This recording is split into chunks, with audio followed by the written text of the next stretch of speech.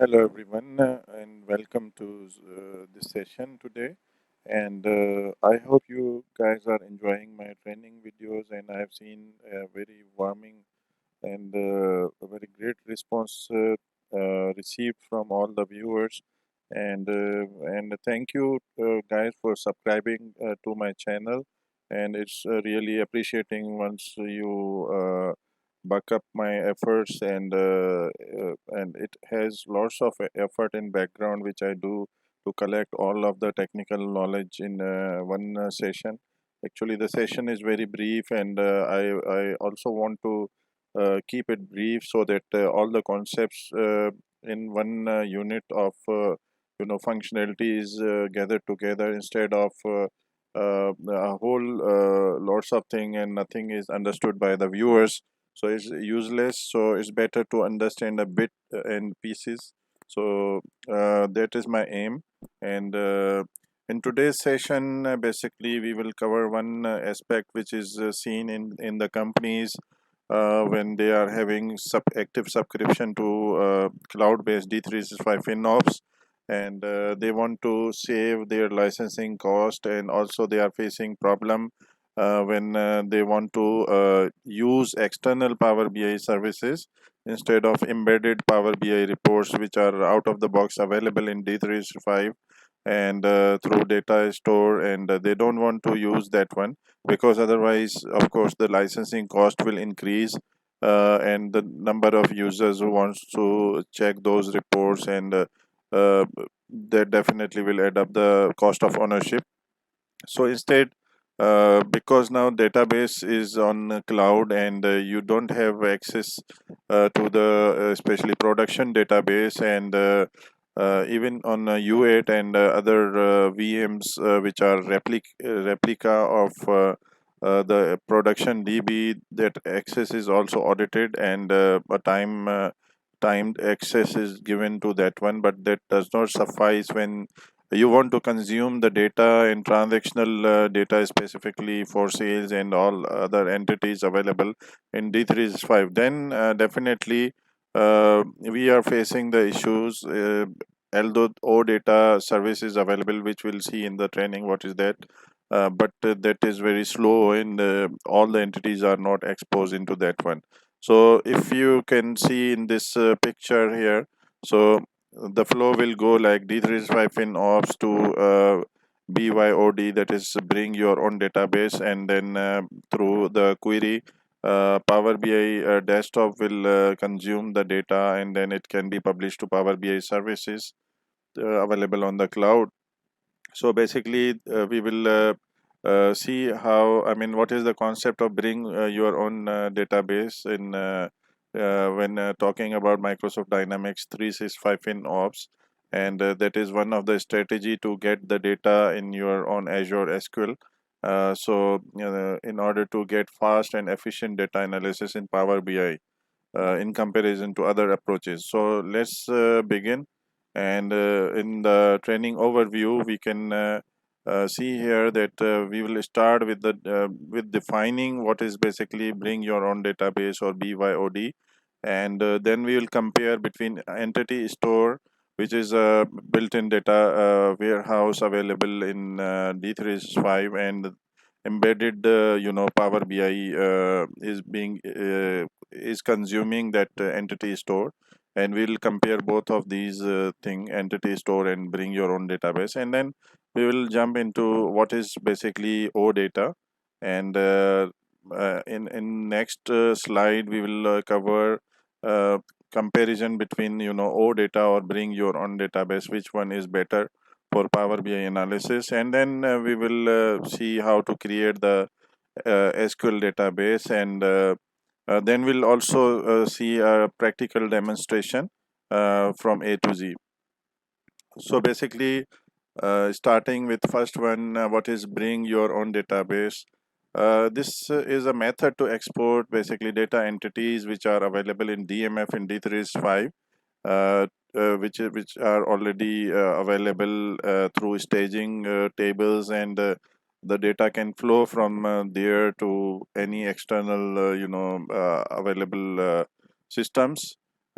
which are basically other databases, and so that will flow from then data entities will be exported from D365 application into on Microsoft Azure SQL database. So that is basically the concept coined by Microsoft. Bring your own database, BYOD. So it was released in Dynamics AX with platform update 2 in August 2016, and then on, of course, minor improvement and bug fixes have been included in subsequent platform updates, and now it is available also in D365 FinOps. And currently 1700 almost over then that one 1700 data entities are available in bring your own database. And also specifically the feature allows you to complete the tasks such as you can define one or more SQL database in your own SQL instance, which can be Azure SQL. There you can define multiple database, and you can define multiple paths from where uh, data entity will be flown to that those multiple SQL databases. And also export can be a full push or an incremental push, just like if you know the concept of data warehousing. So by full push means the whole records in one table will be pushed to that database, and that will, of course, in incremental push also that will be the case. Incremental push is delta push, means whatever already was synchronized between actual OLTP DB, that only the delta will be synchronized. I mean the difference of the records, which are the new records, only that will be synchronized. So that is called incremental push. So basically in even incremental push, the first time will be full push, and then later on whatever the difference of records are, or the records have been changed or deleted, those will be automatically taken care by DMF, available in D365. So DMF is, of course, a data management framework.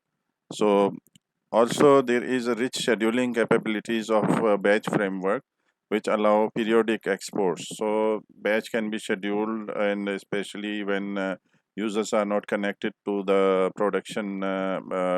production system or application. At that time, it can be scheduled in batches so that the exports are done.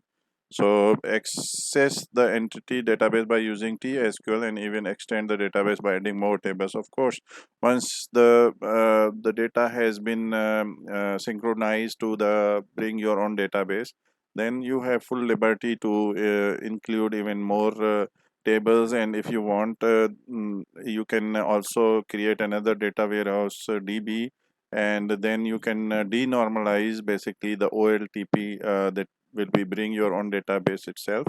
And once from production DB the data is synchronized with bring your own database, then from that OLTP DB you can using integration services, and you can denormalize tables and create your own data warehouse, and from that data warehouse you can consume the data in your Power BI analysis. Moving to the next slide. So what is basically entity store or bring your own database? So basically entity store is a built-in data warehouse available, which you cannot access, but I mean directly it cannot be accessed, but embedded Power BI reports can utilize that data warehouse that is pre-configured from Microsoft end, and so that is an operational data warehouse, and that stores provides built-in integration of operational reports with Power BI, and those reports can be downloaded from LCS lifecycle services, and those can be configured in inside D365. And these are basically ready-made reports, and analytical workspaces use entity store. So if you write Power BI reports by using data in your application environment, you should use entity store.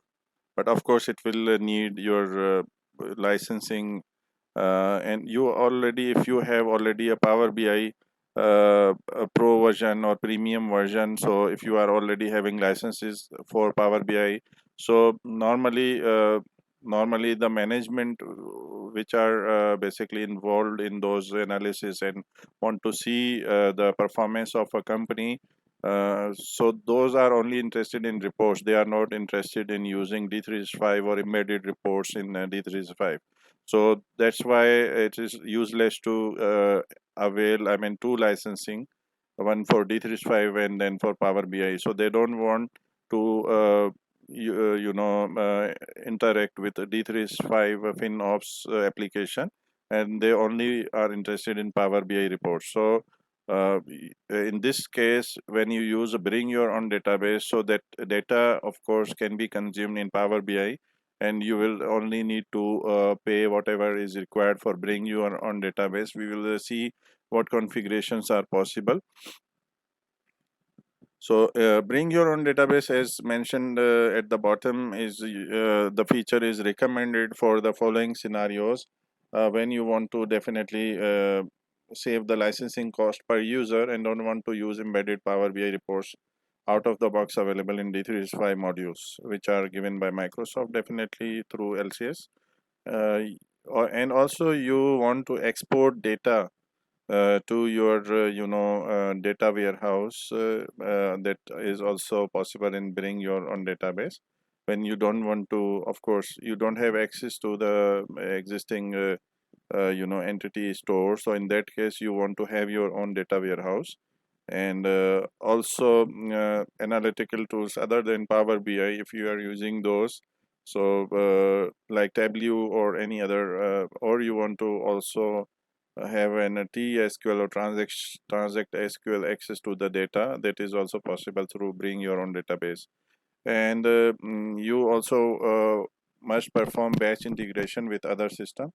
So once you get the data from your own ProDB, so then you can also integrate that data with other systems through batch. So now next is what is OData. OData basically is a standard protocol for creating and consuming data, and this is used now widely and universally. So the purpose of OData is to provide a protocol that is based on REST or representational state transfer for create, read, update, and delete operations, which is also called CRUD operation in abbreviation. Basically, that stands for create, read, update, and delete operations. So OData applies web technologies such as HTTP, JavaScript, object notation, which is called JSON, that is used here to provide access to information from various programs. OData provides the following benefits. So first benefit is that it allows developers to interact with the data using RESTful web services, and also it's a simple and uniform way to share data in discoverable manner. And also it enables integration across multiple products, since now many of the products are using this protocol. So it also enables integration using HTTP protocol stack, so that we will also see in demonstration. So what is issues or benefits using any of the approaches, either OData or bring your own database? So the two major issues which are faced while accessing data in Power BI using OData is it is taking very long time when you want to get data, specifically when the table number of records are very high at that time, or when there is internet connectivity issue, or production instance of D365 is totally busy due to so many concurrent users. So that depends upon whatever, I mean, the specs you have selected, that depends upon that one, processing power and other aspects. So it takes too much time when you want to refresh the source data in Power BI using OData. And also not all the data entities are exposed, so those of course cannot be consumed using OData approach. But OData can provide data in real time in comparison to bring your own database, which you need to schedule in batches. So that of course will have delays as well, depending on the schedule, on which schedule you have configured that one. Also, if you set up a schedule to export data too often, you risk overloading your FinOps database.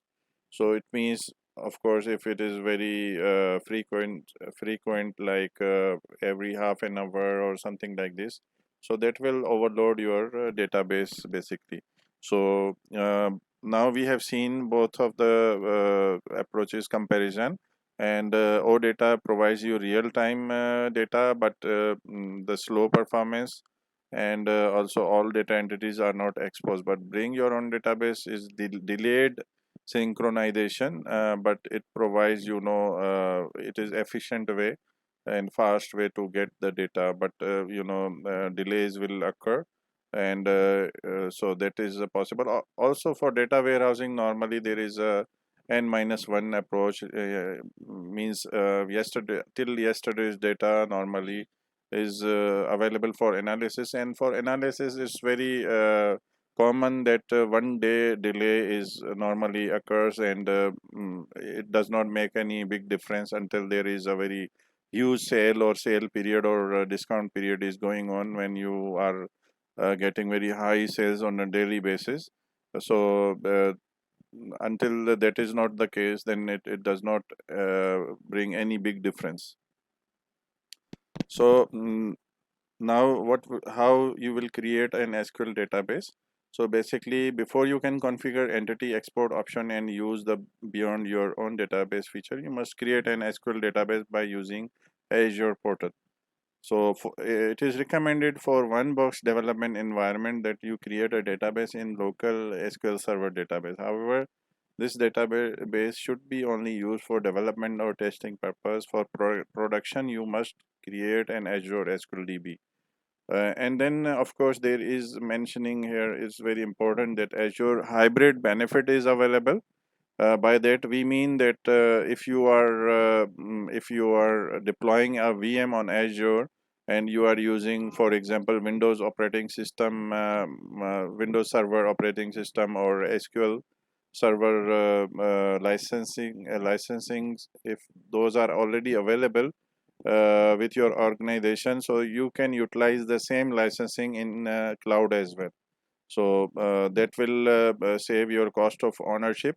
And also there is a concept of reservation which is available, and that is, I think, now 1 year and 3 year reservation is available, means a long-term commitment uh, against a specific specs and a region. Also, region wise, it's the cost of reservation is different. For example, I have checked for US East region, and that was very cheaper than in comparison to other region. So but in UK and other countries, because of maybe the cost of equipment, or the government taxes are involved, due to which the cost of VM in those region are costly than in US. And so you need to also check that one. Reservation also, when you commit for 3 years, so that one you can get a discount, I think, more than 50%, and there is a discount of over 30% when it is, I think, 1 year commitment. You can utilize the Azure calculator for that purpose. I mean, what are different approaches? Normally, pay as you go, 1 year reservation and 3 year reservations are available. So you will get best discount when you buy a 3 year reservation against a spec, and then you can create a VM against that reservation.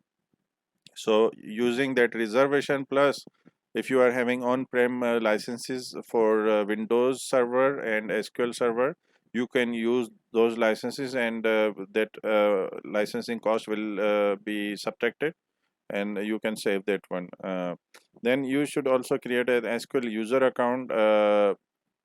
account for signing in into database, and we need to write down the server name, database name, SQL user ID, password, and then we can utilize the same information in DMF in D365, and that we will cover in our demonstration definitely, and we will see another workaround there, and that's it. Now let's move on to our demonstration.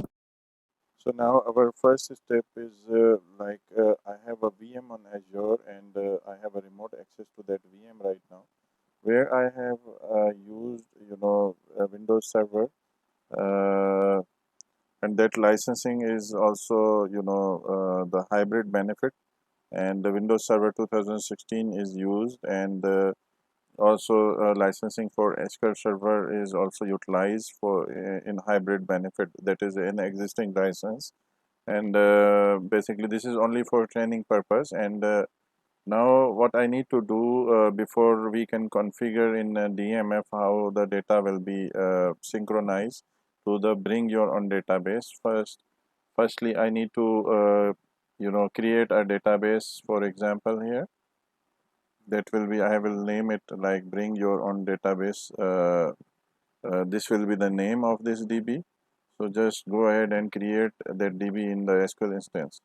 So then I need to create a login in SQL and using an SQL authentication, and I will untick enforce password policy, and I will, for the simplicity, I will keep the user also same like DB, and I will input the password here and give it a certain role. I can for the demo purpose I can utilize this sysadmin, but if you want to give a specific DB access, so you can select that DB and then you can give it to for example the maximum right, which is a DB owner right. That is also possible. And so I have given here sysadmin, and uh, then I already put the password and user ID and untick the password policy.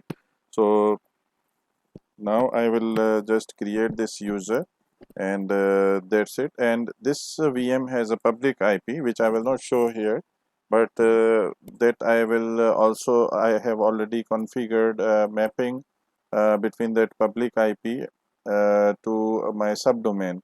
So if you are having, your company is having a domain, so you can create an A record in your subdomain and then map that A record to your public IP. And then of course there is a default port for SQL, or if you have changed the default port to any other port, that also we need as a connection string. So apart from this, in Windows Firewall you can also include the port as open in the inbound rules. So here you can in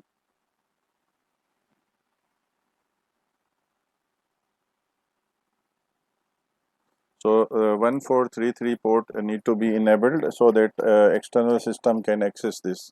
So that is also a required step, and that is very easy.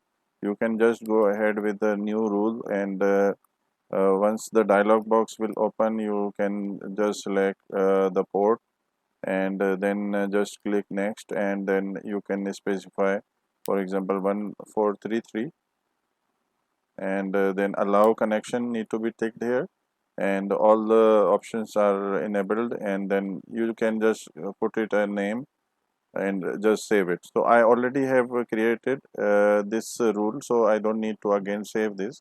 I will just cancel. And now I also need to show how the subdomain mapping I have done. That is also very straightforward. And apart from this, I mean, the SQL installation is also very simple, and you can consult also online help for that one, and that is also very simple. So this is a VM which is running on my Azure cloud, and so I'm in my HostGator cPanel, and in cPanel you can go to zone editor, and in the zone editor you can just add a record here where you can just input your the subdomain like SQL, and whatever your domain is, automatically it will be input. Just you need to put a subdomain, and whatever the IP address is, for example I will put here simple public IP. I will not expose the actual IP. So in this manner you can just add a new A record, and that will serve to translate or map this subdomain to that public IP which is assigned to your VM on Azure. So that is a step done here that you can do before you can go ahead. So that's it. Now we will see how we can configure the DMF. Now your connection string need to be like this. So this one is your connection string where data source means the subdomain which you have created, and with the comma separation, not with the colon separation, you can put a port number which is SQL port number, and then with semicolon and then initial catalog means the DB name equal with the equal signs. You can put the DB name, and then you can separate with semicolon, and integrated security need to be false based upon your requirement, whatever it is. But I have made it false because now we are using SQL Server user ID, and user ID and then semicolon and password need to be there. So I have hided the password here. It is just for sample, and nobody can use it again. So this connection string we need here. So now let's move to the DMF part. So for the DMF, you need to just go through D365 in your system admin module, and in system admin module, you can go to data management, and data management workspace. Open that one, and then you can see there is option of configure entity export to DB. So you can just click that option. Now just create a new one, and give it source name like bring your own database, can be a name, and Azure SQL DB is already selected, so you don't need to select that one. So in description, if you want to give, it's optional. In connection string, you can just input the connection string which you have already created, so that can be put in the connection string, and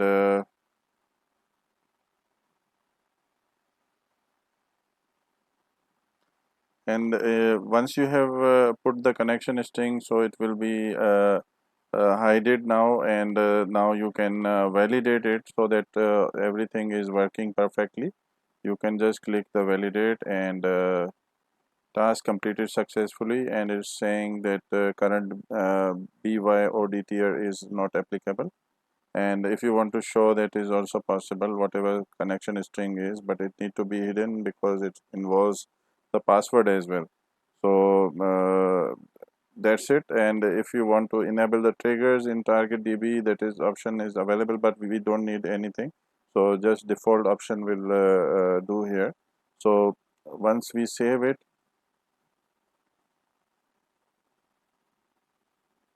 then we can publish.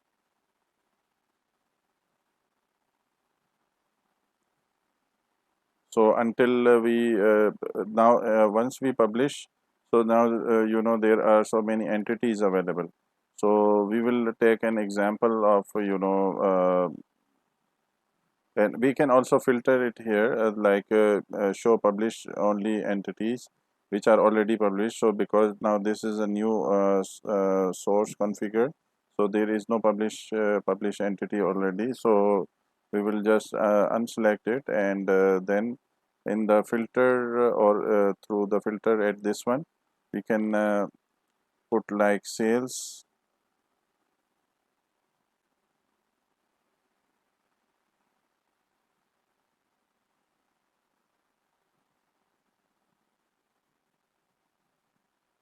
So there are various entities available now, and we will just select our sales order lines, and then also sales orders, but we need to select the sales order line version 2, which is the latest one. Okay, and the sales order is also selected.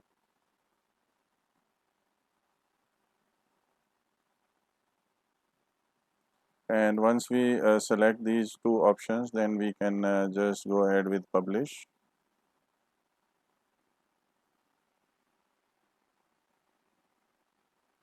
So it's saying that published job has been scheduled.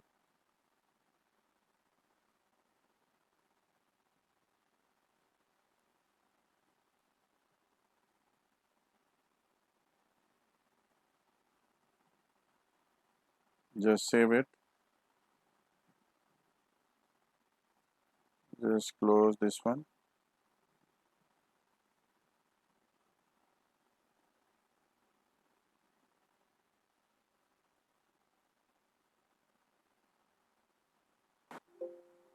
So it's saying that successfully published entities sales order V2 and sales order to bring your own database. So just I can go and check whatever changes have been done there.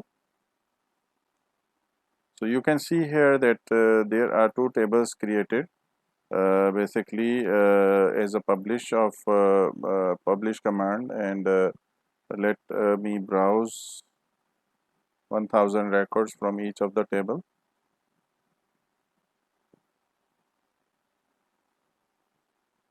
So basically it will only publish means only the schema has been published, means all the columns of that table is created in our bring your own database. So now we have published, and now we will also synchronize data. So here also in sales line there will be empty data, and only the schema or the tables have been created with along with the columns from our D365 DB. So now let's go back and just go to the export option in DMF, and in the export option I need to create a bring your own database group.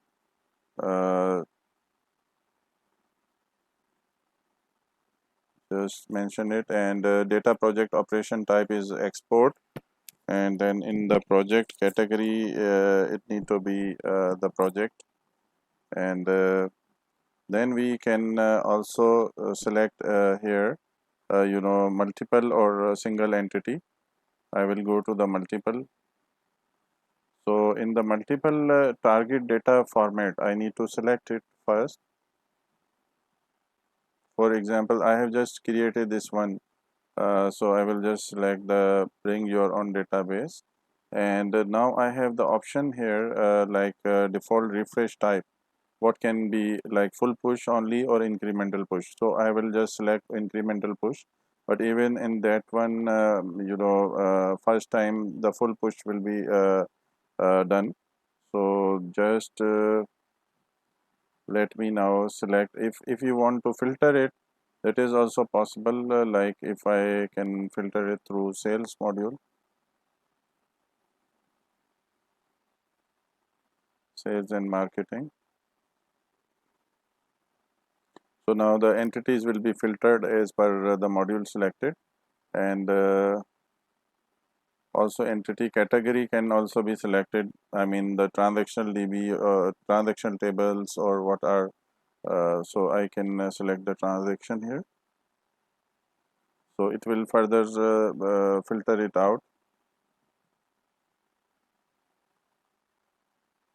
So that is not our entities are not here available, so I will just remove the filter.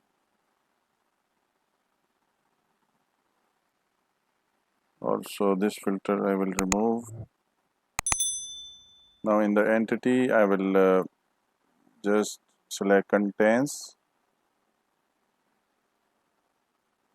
and I will input the sales.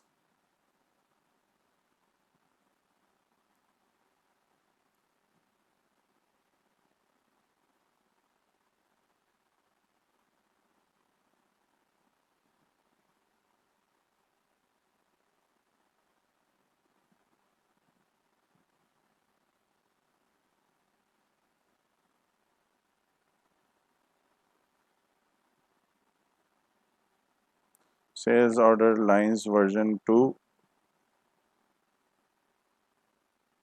and there was sales order.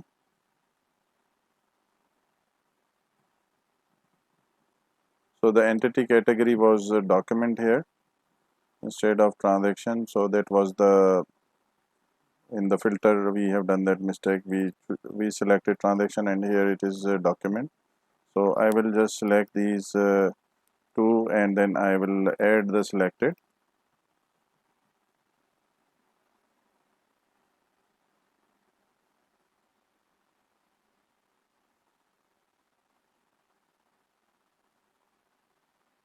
So it is saying that I might need to remove, I mean, this sales order because now it is obsolete. So okay, for the demonstration purpose we can remove it, there is no problem, but we'll use any update entity against this which might be available. For now we will only select the sales order lines v2 and just remove this one and just save it.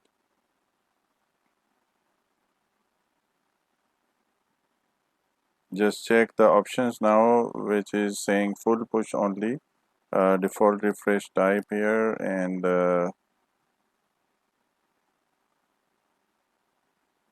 I will select here incremental push.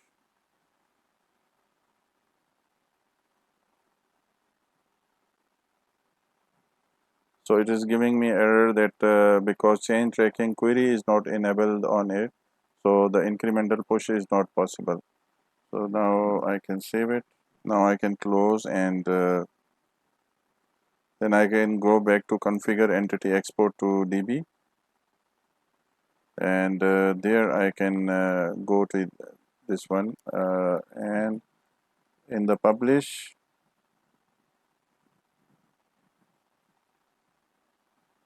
I can click here show publish only. So the entity is now here available, and change tracking you can see it is none. I can just click here and there I can enable custom query.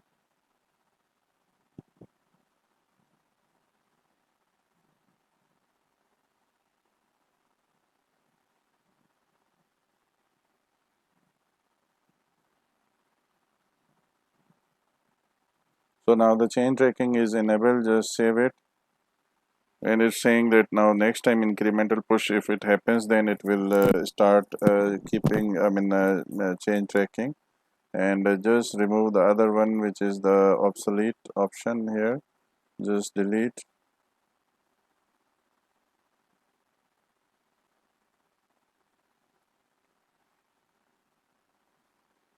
And that's it.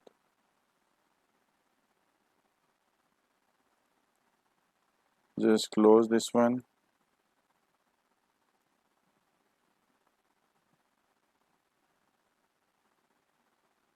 Now I can go back to my data project again, which is export type.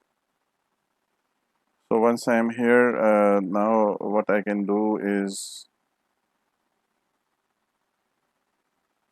I can change the full push to incremental push and save it. Then I can create a recurring data job if I want to, I mean, schedule it recur on the recurring basis, or I can export it once, whatever it is there. After changing incremental push only, I will export it directly. There is option of recurring data job as well, but for now I will do it manually, and I will just export. And again the batch job is scheduled, and that in that cockpit we can see the execution summary, and we can refresh when it is run, and then we can see our sales line are now you can see the status is executing, and the records will be copied to our VM, and for that we can again run the query.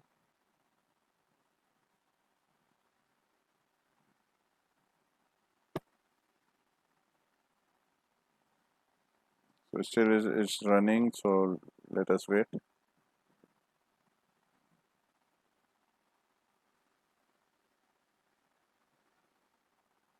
based upon your if you are whatever internet connectivity and things like if it is in the same region, it is better to put the VM also in the same region where our production instance is running, so that in order to have a very good connectivity. So let's move on to here now. This is our VM. Yes, and you can see now the records are there.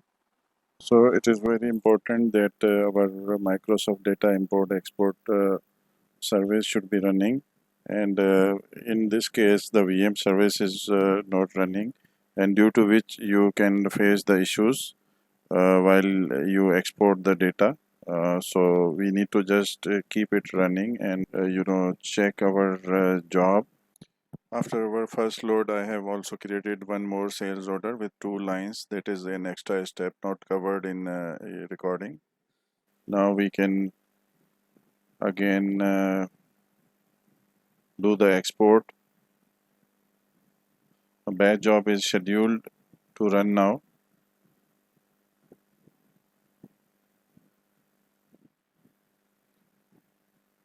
Just keep refreshing so that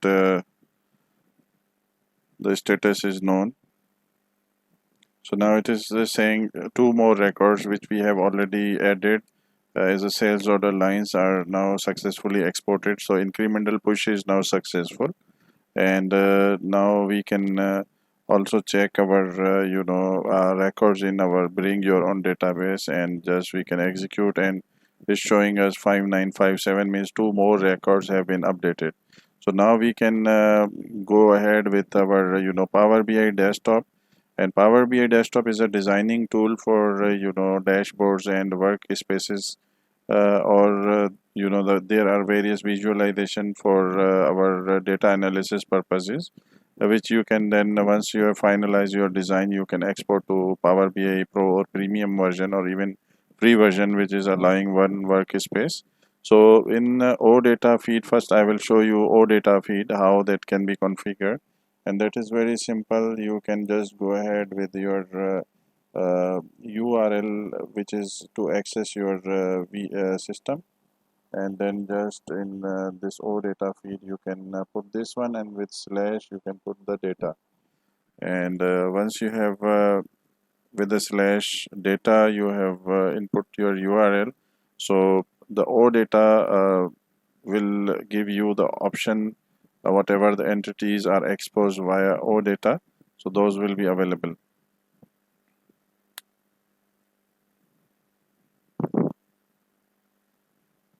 That might also require authentication. Whatever the authorized user you are having, that need to be also it will ask you for that one. So here I will just go to sales because this is alphabetical entities. Just pick sales lines. So here are sales order lines, and then the preview will be generated in which a sample data can be shown. So here is our sample data in a preview, and then we can just click the load option.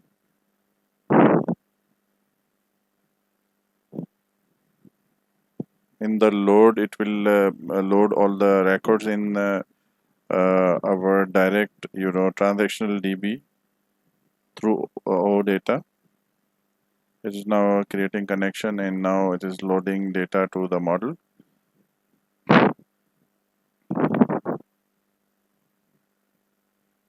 So this the performance of OData is very slow based upon the volume of records which you will be retrieving, and the time at which you are getting records. It depends also internet connection. Once you are using Power BI Desktop, so definitely your internet connection also matters. Uh,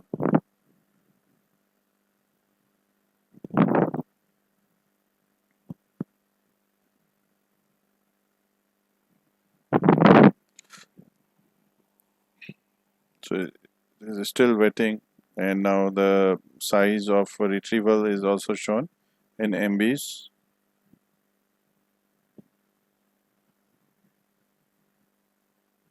Now on the right hand side you can see the table along with the fields which are available. So these are sales order and the sales order table and the fields which are directly retrieved. So this is the data is real time. The data you can see in the data node here, and it will show you the data contained in the table which is being retrieved. So 5,957 rows were retrieved. Now I will show you how to retrieve from Azure SQL. So just go to Azure and Azure SQL DB. Just go ahead with connect, and then you need to give your server URL. For Azure SQL directly, it can be different, but for now I have used as workaround the subdomain mapped to my public IP. So, and I will input my DB name here, and then if I want, I can also input the SQL statement here, and also timeout as an optional parameter, and include relationship columns, navigate using full hierarchy, enable SQL Server failover support. Anyhow, for now I will because now I have only two tables in this one. Otherwise you can also input your SQL query here. So in that it will directly import the data used in that query, filtered through the query. So now I will just use the import option, and import will retrieve the records from the DB itself. Since I'm using the DB, so for the DB, this is SQL user and SQL password which I can use here, and through this URL it will connect to our bring your own database. But if you are using a Microsoft account, you can use that one.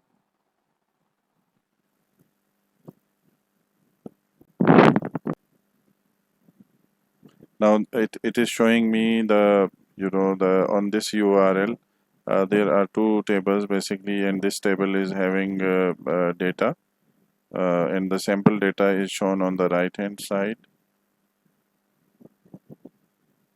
So I can just go ahead with the load.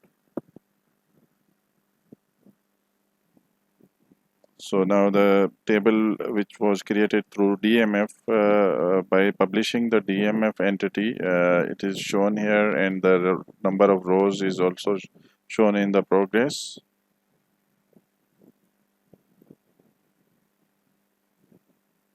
It is now detecting relationship, and now if I can click on the table here, so it will show me the records. So these are basically two approaches, and you will feel, if you use both of the approaches, you will feel a significant increase in performance when you are retrieving through bring your own database, and more flexibility is available. Adding more tables are also available. So both of the approaches I have shown you, and now it depends upon your choice and your organizational preferences, which approach you prefer for yourself. But definitely people are suffering because of OData, based upon the performance issue is the main, and then not all the entities are published. But in bring your own database, whether you uh, uh, buy directly software as a service, or if you implement using your hybrid benefit, in which you can use your existing licenses and only you need to pay for computing, and also that one through reservation for commitment of 1 year or 3 year, you can reduce the cost significantly. Plus the hybrid benefit is also there. You can use your existing licensing for SQL and operating system, and then you can use on a very low cost basis bring your own database. Otherwise, if you buy software as a service, the cost will be very high for that one, and so it depends upon your preferences. Anyhow, I have showed you both of the approaches, and in this way you can get data from your Dynamics 365 production instance directly. Thank you very much. And if you have any feedback or any comment, please let me know about your feedback. Thank you, guys.